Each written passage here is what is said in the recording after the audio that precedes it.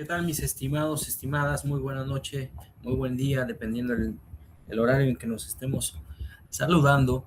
Y bueno, vamos a la cápsula de la sesión número 3 y que de la semana número 3, la sesión número 2.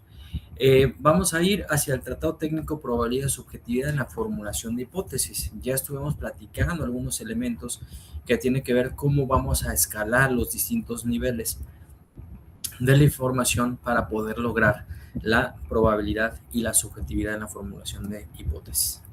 El objetivo de esta sesión básicamente se centra en 4 elementos estructurados. Primero, en comprender el tránsito desde la interpretación subjetiva inicial hasta la objetividad científica. Analizar la génesis reflexiva y la transformación técnica de un problema empírico. Vamos a ir hacia dominar la estructura de la hipótesis de trabajo y sus enfoques metodológicos.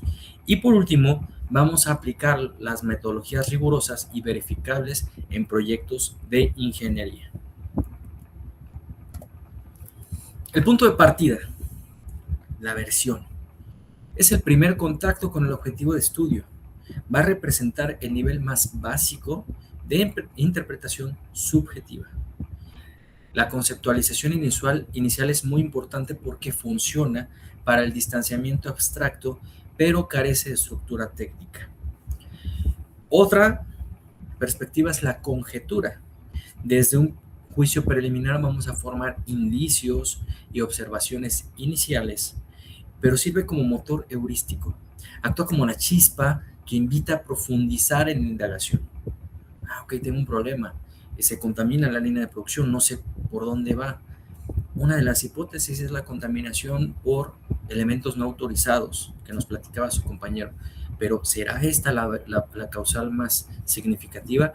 ¿Hay formas de poder disminuir o erradicar esta contaminación cruzada? Pues es justamente lo que vamos a comprobar dentro del estudio planteado. Y por último es el grado de validación, que básicamente se va a desarrollar como lo netamente probable, pero aún no está contrastado. ¿Qué es lo netamente probable? Bueno, es que ya vi que traen cúters que no son autorizados, ya vi que traen esto que no son autorizados. Son causas dirigidas o relacionadas a las personas. No es el proceso, no es el producto, son las personas. Entonces hay que ir descartando de forma clara y completamente pertinente. Ya platicábamos sobre la versión, el modelo abstracto inicial en donde la conceptualización sigue siendo subjetiva, es interpretativo. Aquí cabe completamente la perspectiva cualitativa, lo que nos permite una conjetura. Es una conjetura que está basada en indicios, datos que por ahí están aislados, que están en el ambiente o que todavía no se recaban, lo que va a permitir generar una hipótesis, que va a ser un enunciado tentativo en donde voy a relacionar una variable con otra, de tal suerte que me va a permitir una recolección de datos contrastables y falsables. Y por último, vamos a llevar hacia los argumentos teóricos, que va a estar un sistema integrado por documentos, leyes o cualquier tipo de información que me permita tener una explicación consensuada y de una rigurosidad alta. ¿Cómo transformamos el problema? ¿Cómo pasamos al pensamiento reflexivo? Vamos a partir de la situación problema, como lo hemos hecho ya en las últimas sesiones. Vamos a generar un estado emocional inicial de duda o perplejidad para el investigador. ¿Qué es lo que tengo que resolver? Y de ahí vamos a surgir hacia la intelectualización. A ver, Aarón, cómo han desarrollado este tipo de esquemas en sus entornos laborales. Y partimos hacia sugerencias, pero también aquí podríamos abordar una serie de elementos entre la intelectualización y la sugerencia. Podemos aplicar los 5 porqués, podemos aplicar el análisis causa-efecto, podríamos una serie de metodologías que van a favorecer la caracterización del fenómeno de estudio y a partir de ello generar sugerencias que brotan espontáneamente como una idea preliminar a la solución del problema. No sé si sea así.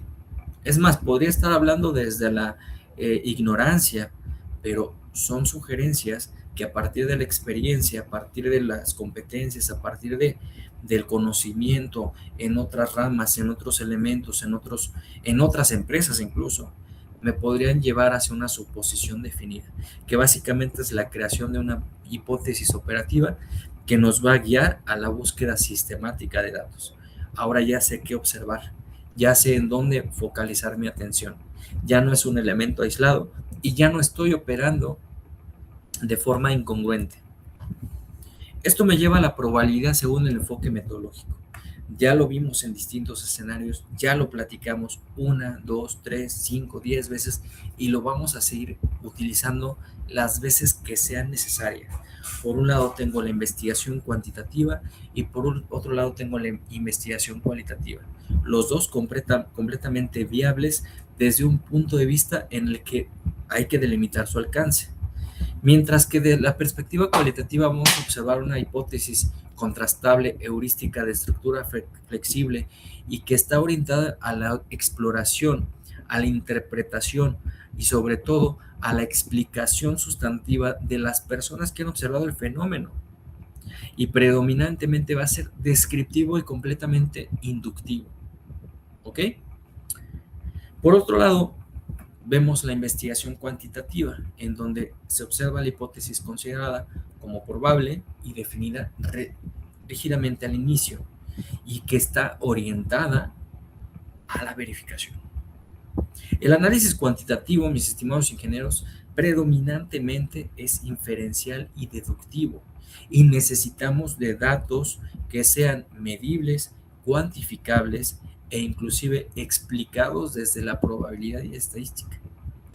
En ambos casos, la relación entre las variables debe ser lógica y tiene que estar acorde a leyes conocidas.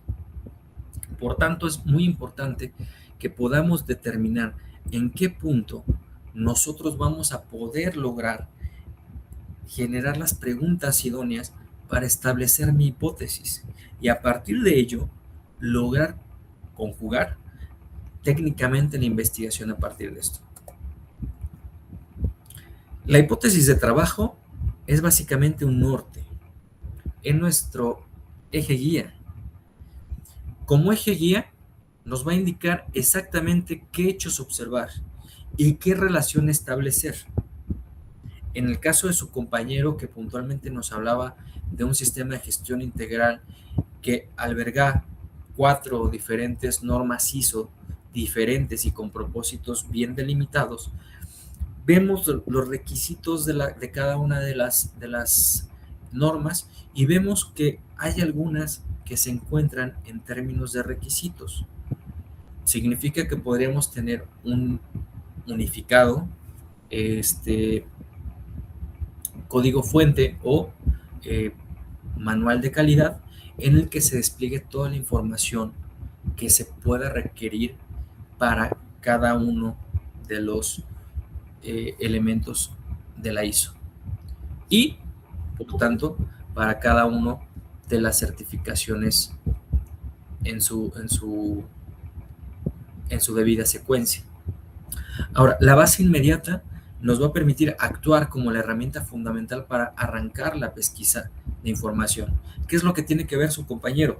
Pues básicamente, ¿qué aporta valor a los procesos o al proceso? Y desde ahí desplegar los elementos que de forma congruente y lineal puedan atender a cada rubro de las normas. Por ejemplo, y lo platicábamos en el video anterior, el FODA institucional. No necesito tener 4 FODAs, necesito tener uno con el que se puedan atender los 4 instrumentos. Partes interesadas, de verdad que no cambian entre ISOs.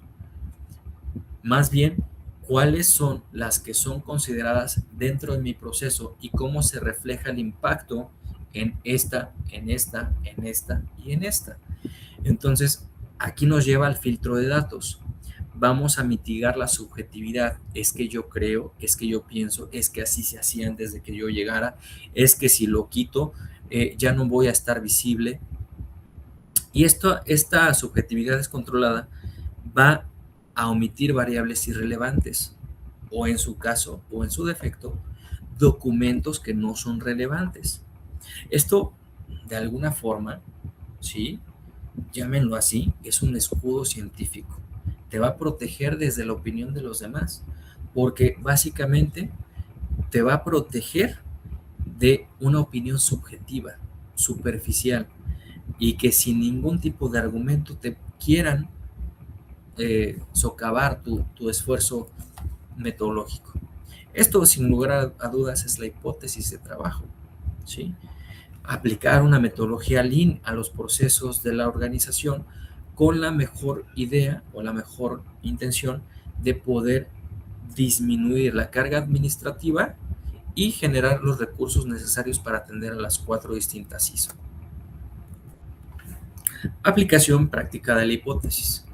Vamos a operacionarlo desde la ingeniería, mis estimados y estimadas. En campos aplicados, la hipótesis se vuelve operativa sin lugar a duda y es altamente funcional.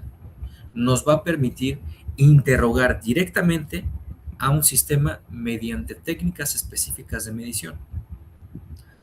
¿Por qué la falla? ¿En dónde la falla? ¿Qué causa la falla? ¿Y por qué no lo has arreglado? Su fin va a ser verificar si el comportamiento real del sistema coincide con lo esperado teóricamente. Si teóricamente me dice, oye, la rotación de personal tiene que estar por debajo del 5% anual, y me estoy percatando que la rotación de personal de la empresa es mayor al 30%, significa que como organización no estoy atendiendo las causas, sino los efectos de que las personas se van. Por ejemplo, si las personas lo que buscan es un crecimiento personal y yo lo que hago es darles un incentivo emocional, pues definitivamente las personas en la primera oportunidad se van a ir. O si yo me meto con el tiempo de las personas o con el salario de las personas se van a ir. Entonces, lo que necesitamos hacer a través de la investigación es traducir los conceptos abstractos que existen en las teorías junto con los elementos que observo dentro de la organización y buscar acciones, pruebas tangibles que me permitan medir el fenómeno y resolverlo. ¿Por qué realmente se van las personas? Es el supervisor. Siempre sale a relucir el supervisor. Tema de actitud del supervisor. ¿Qué te sale más barato? La rotación de tantas personas o ver qué realmente está pasando con el supervisor. A lo mejor no tiene la capacidad de mando, no sabe comunicarse, tiene un ego acá arriba, algo está ocurriendo que me está corriendo a las personas. Pues necesito traducir los conceptos a algo visible dentro de un problema y sobre todo que se convierta en tangible. Ya lo platicábamos, falsabilidad y refutación. Vamos a validar nuestra hipótesis o ya sea nula o aceptada. Toda proposición científica debe estar sometida al pilar de la falsabilidad. Eso no es. Si existe relación, no existe relación. ¿Con cuál me quedo? Y no es con la que yo piense, con la que yo crea, con la que yo considere, sino la que los resultados me digan que es. Una hipótesis debe ser susceptible a ser refutada o falsada mediante experimentos empíricos. Esto significa que vamos a estar en un escrutinio metodológico desde lo estadístico, desde las métricas, desde cualquier tipo de ángulo que me permita la comprobabilidad, ¿sí? Yo no busco probar verdades. Es más, la ciencia no busca probar verdades, sino refutar contraejemplos. Si alguien me dice que no hay una relación directa entre limpieza profunda con mantenimientos correctivos, bueno, eso es un contraejemplo. No hay relación. Y yo te podría demostrar con datos históricos, con reportes, con elementos, es más, con cambios, con lista de cambios, con una lista de compras de repuestos, que es los fallos o los daños están directamente relacionados a humedad, a agua.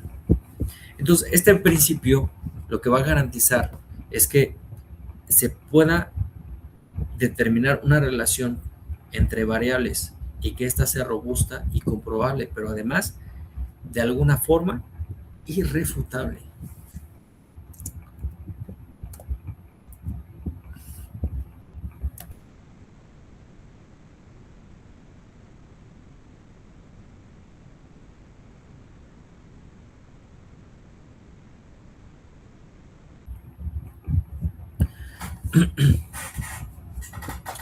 Ahora bien, ¿cómo vamos a alcanzar la objetividad científica? La subjetividad es natural. Todos observamos la naturaleza y los fenómenos de forma diferente, o bien desde ángulos diferentes. ¿En qué sentido? Por ejemplo, ¿qué es prioridad en una organización? Comprar materia prima, tener al personal adecuado, producir, hacer anuncios, tener un plan de marketing, disminuir las fallas, tener un sistema de gestión de calidad. ¿Qué es relevante?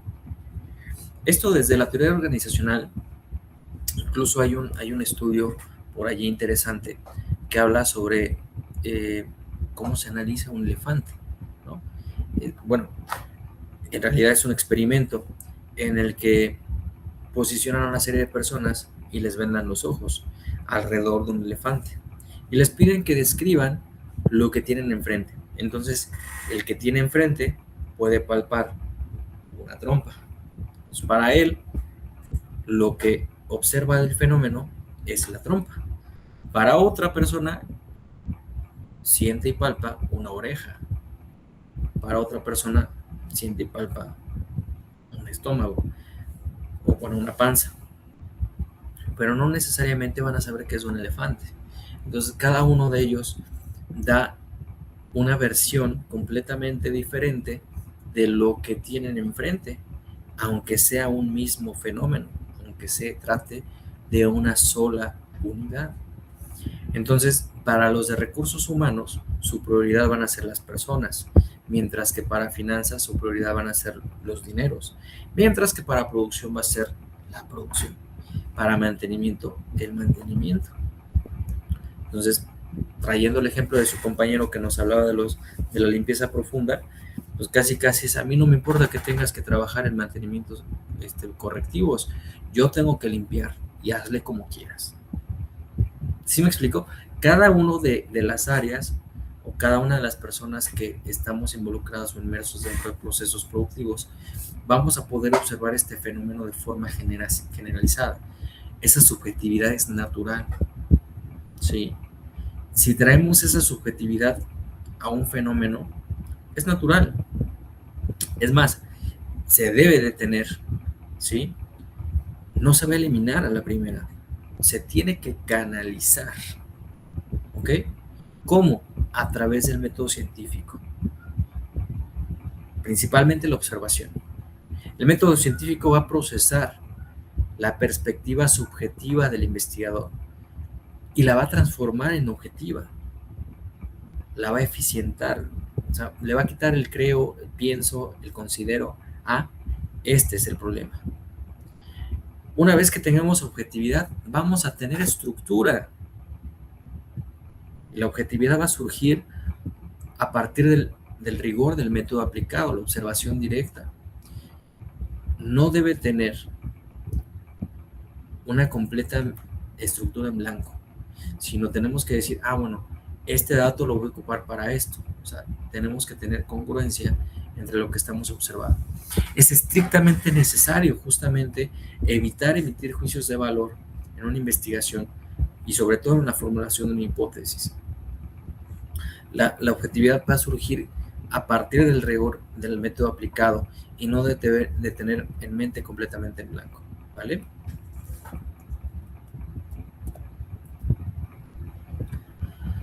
Ya platicamos de los datos, subjetividad, intelectualización. ¿Cómo pasamos de los datos como elementos aislados, bitácoras, cifras, carpetas que están por ahí guardadas, acumulando polvo y que no necesariamente están siendo consideradas para poder tomar decisiones? ¿Ok?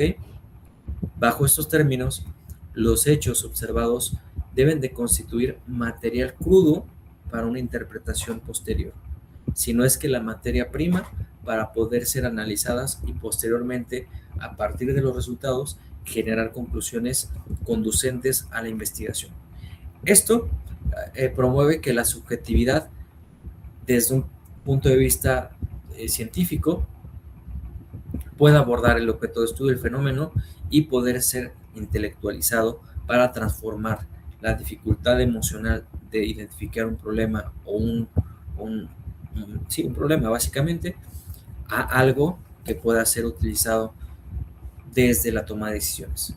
La probabilidad, como lo planteábamos en la sesión anterior y en la última clase, es el contexto cuantitativo en donde la incertidumbre pasa a certidumbre, ¿sí? Vamos a generar una hipótesis con un nivel de certeza, ¿sí? En donde no quepa ningún tipo de consideración o estimación subjetiva. Y esto nos va a permitir operacionalizarlo, traducir los conceptos abstractos en términos y variables o indicadores precisos y completamente medibles, lo que va a favorecer la falsabilidad, ¿sí? Que va a exigir que la hipótesis sea sometida a pruebas que permitan refutarla o aprobarla.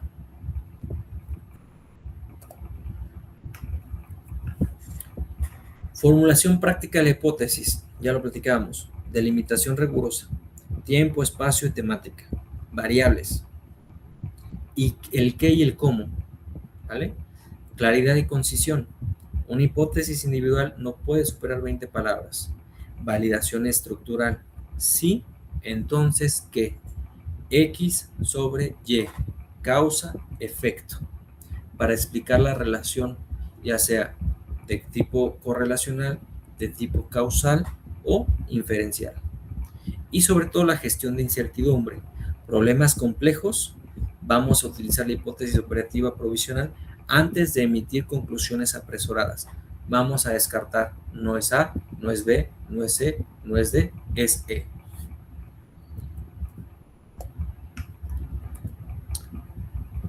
¿Cuál es el resultado del análisis metodológico? Interdependencia epistemológica, objetividad metódica, el valor del error y recursividad, que lo hemos planteado desde el anterior video. Como lo planteábamos, el rigor del método científico no destruye la intuición inicial del investigador, la transforma en conocimiento validado y replicable. Muchísimas gracias, este es el segundo video y nos vemos en la tercera entrega. Gracias.